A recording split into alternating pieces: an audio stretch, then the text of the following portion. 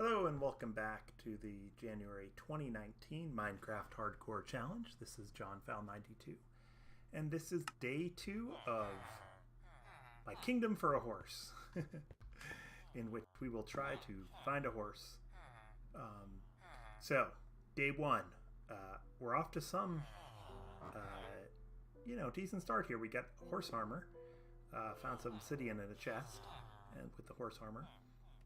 And I made some trades, had some deals with these guys. The weaponsmith here, he made a deal with me, and he's proposing a deal as well for some valuable tools that I'm very interested in, but I'm not rich enough yet.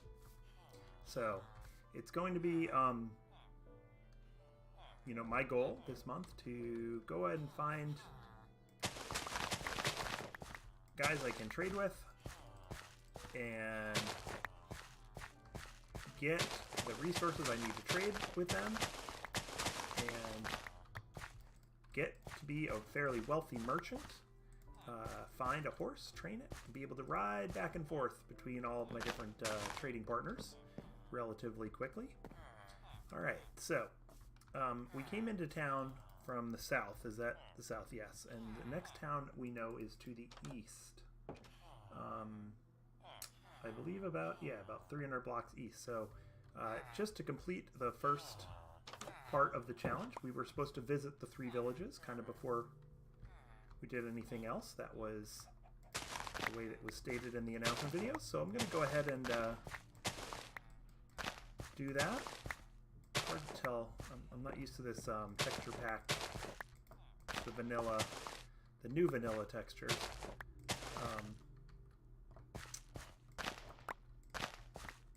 What's right? There we go. Okay, so let's head over. We're leaving Hilltown here, and we're going to head over to Sandtown.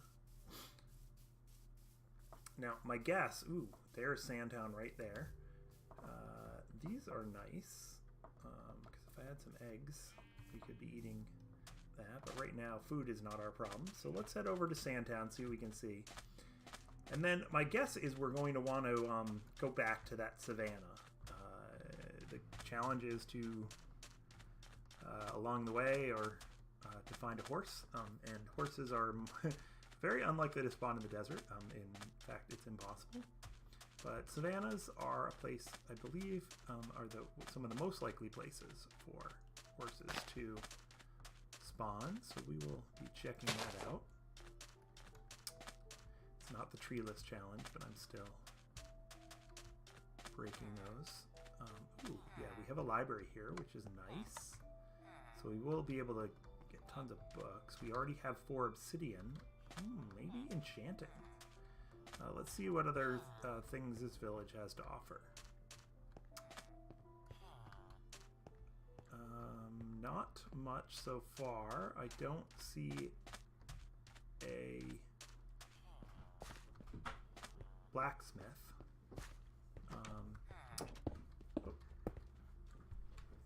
Let's see, can we? No, wait till Mom comes home.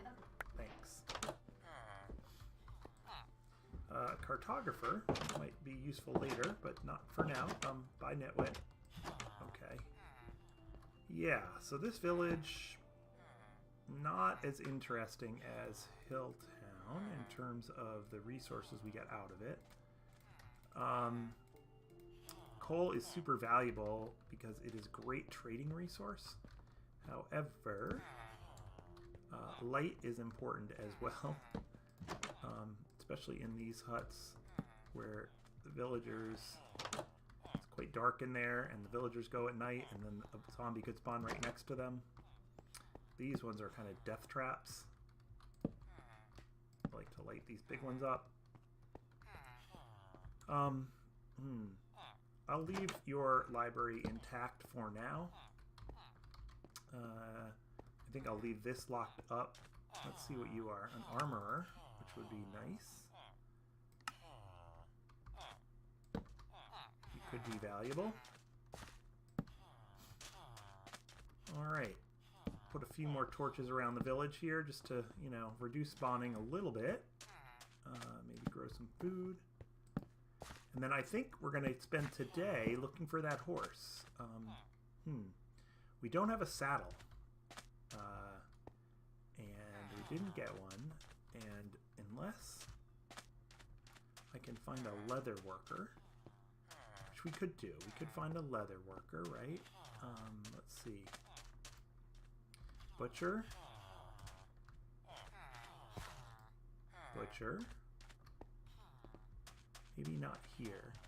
But we'll come back to that. One way to get a saddle is to find a leather worker and to do some trades.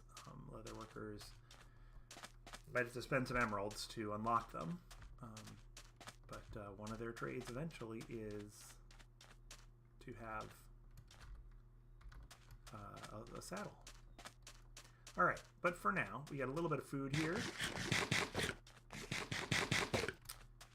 We do have some raw potatoes. We'll cook those up later, but let's go take a little loop around the savannah and see if we can't find a horse.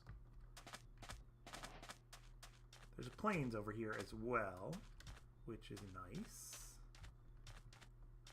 So that will be our goal. And then if we can't find a horse by nightfall, I kind of want to be far enough away from the villages in any case so that I don't endanger any of my villagers, and we can go down and get some more resources for trading with them. We're going to have to play inventory management games, but we can do that. Let's see. Okay, so far we see sheep. I see fire. Fire. Let's leave that alone. Oh, horses! Look at that. There they are. Very cool. Very, very cool. All right, we've located our horses.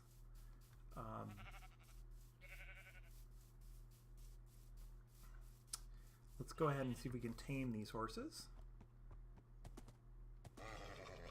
Because the challenge actually is just to tame the horse, and then we're kind of done with the challenge. This is a good guy, so let's see his stats here. He has got 9 hearts, and you know, who knows how fast he is because I don't have saddled riding yet. We'll tame this guy too. Oh, no. Come on. Come on. These guys seems a bit faster. Just in the speed of movement back and forth. And he is up to 13 hearts. Wow. This is quite the horse, I think. Alright. So, in fact, let's put diamond horse armor on him just to indicate that he is ours. And we will try to spleef these guys into a little area here.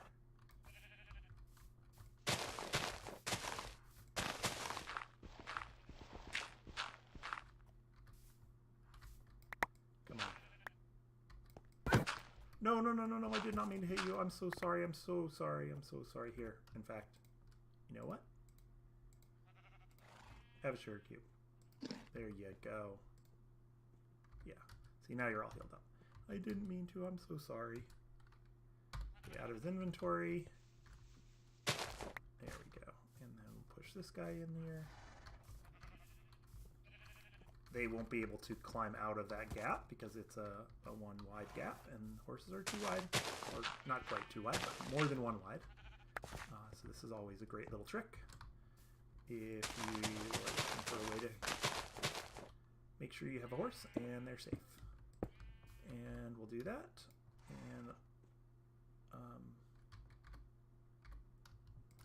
make 1 more pillar over here. Okay, so the village is over there. I can see it in the distance, which is not great because I wanted to make sure that the villagers are safe.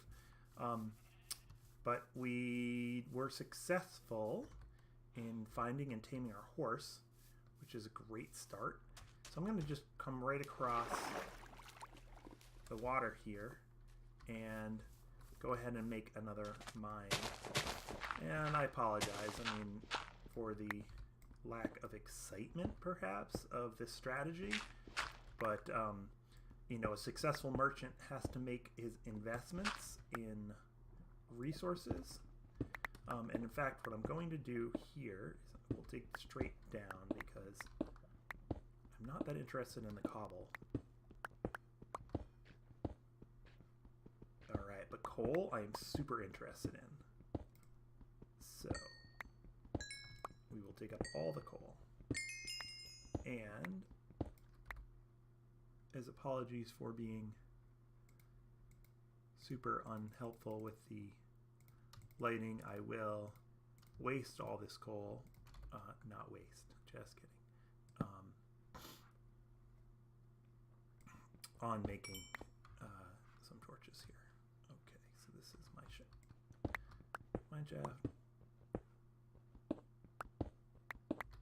Okay, iron, which is more than twice as good as coal for trading. The best trade ratio I think is 16 for coal and it's 7 for iron, but on average iron is like 7, 8. The worst trade I think is 9, whereas coal trades can go up to 30 or something, or the high 20s for sure. So we like iron. Very, very good for trading. But coal isn't necessary for unlocking the villagers because we need different trades. So we will pass up no coal either. There we go. Got plenty of food. All right. More iron. Yes, we are getting the initial investments in our trading business here. And then we're just going to have to hope that we can go back and find a guy that sells a saddle.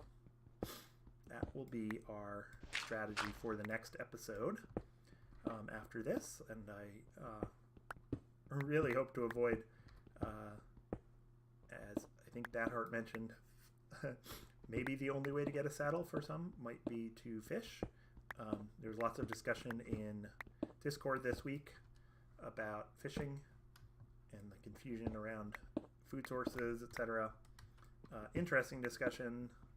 Thanks for bringing it up. I think it does sometimes confuse new players. When MHC was invented, of course, fish were just fish. They were neither passive nor hostile mobs. Now there are different types of fish, and they are sorted by kind of mob type. So I guess pufferfish technically I think are hostile mobs, whereas cod and salmon are passive mobs. But in MHC,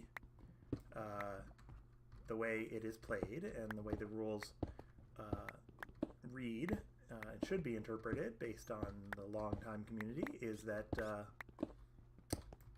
you can eat fish. Ooh, this is a great find down here.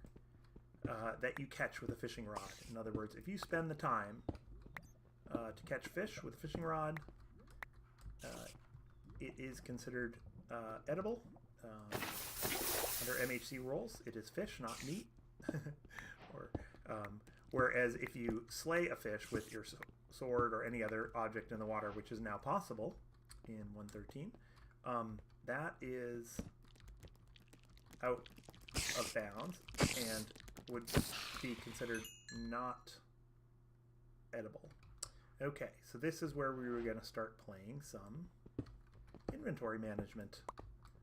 Let's make a little hole here, and we'll dump all the granite, because we definitely want the string. We will set up a little place to cook our potatoes, and I'm just going to chuck all those in there. I know that's a waste, maybe, of some coal, but sorry. Poisonous potatoes need to go. Andesite, diorite, sandstone, and a little bit of cobble will go. Stone tools will go away. Because we have the exact right number here. We will take this and smelt that up for now. That will also save us some inventory space later. Gravel, we kind of want to keep some of that. We definitely want to keep lapis, dirt. Okay. So let's go off on our little adventure here. Hello, Pat. Little adventure to see a creeper. Hi, creeper. Your AI does not like that corner, huh? There we go. Alright, well, this is a tiny little cave. I was hoping for more. But yeah, we are here at the right Y level. So let's dig into the walls and see how we do.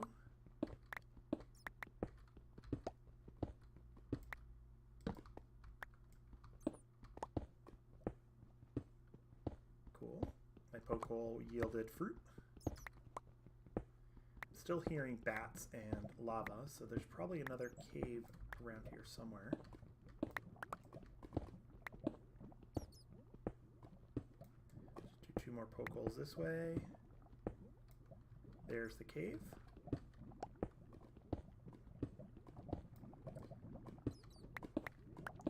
Alright.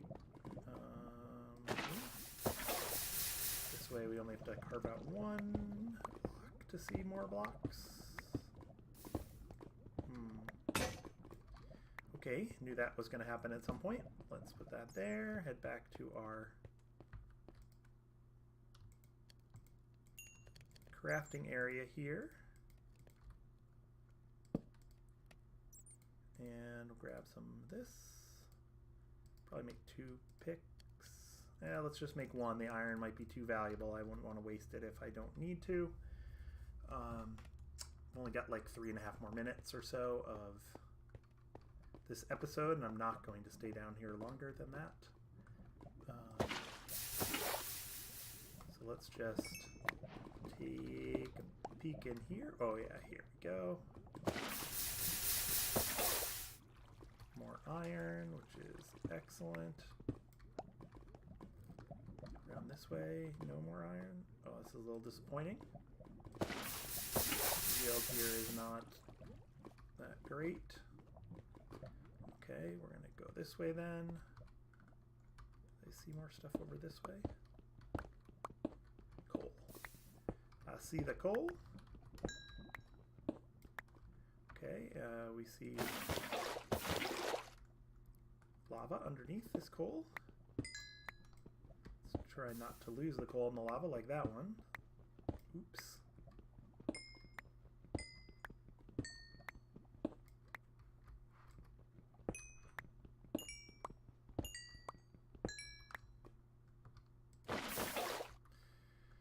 Let's see, this one should be safe. Yep.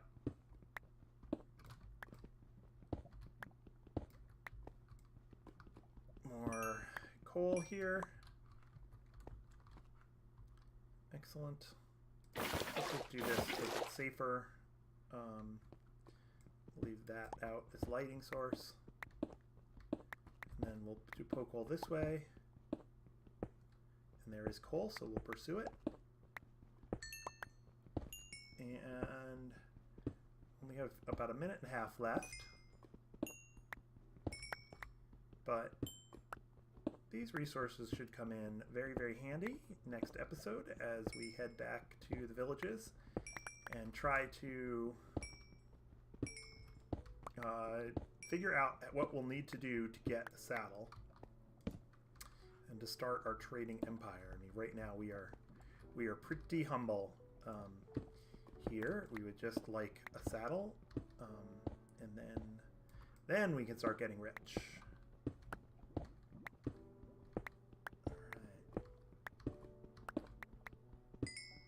Let's carve out this redstone. You never know what's behind it. Coal. Yay. Okay. And sure enough, yeah, we're getting almost a stack of coal here. Unfortunately, at best would be 4 emeralds, but you know, it's better than nothing.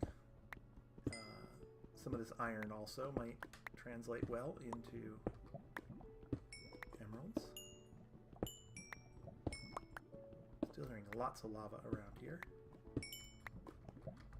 Need to give up on such a nice, rich spot.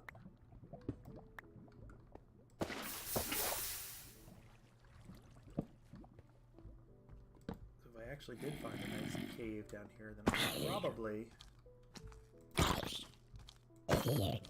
stay here and grab all the resources we can.